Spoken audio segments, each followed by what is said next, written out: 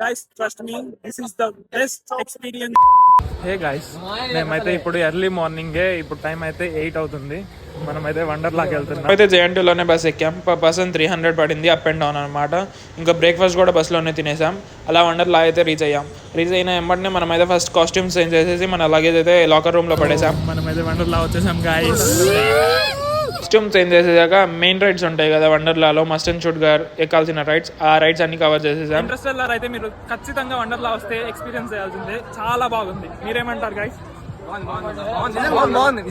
Next వచ్చేసి మనమైతే water రైడ్స్కి వెళ్ళాం. ఈ వాటర్ రైడ్స్ అయితే చాలా బాగున్నాయి, కానీ క్యూ మాత్రం చాలా ఎక్కువ ఉంది. ఎందుకంటే ఆ పిల్లలు వచ్చారు, ఫుల్ స్కూల్ పిల్లలు, ఫుల్ క్యూ ఉంది. ఇంకా అలా అయితే మనం ఈవినింగ్ డీజే ఉంటే డీజే కూడా అటెండ్ అయ్యి అలా అయితే మన వండర్లా ట్రిప్ని అయితే ఎండ్ చేసామన్నమాట.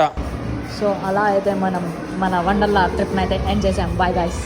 ఇంకా అలా రిటర్న్ అయిపోయి జేఎన్టీలో దిగి మెహఫిల్లో అయితే ఫుల్గా మెక్కేసి మనమైతే ఇంటికి వచ్చేసాం. బై.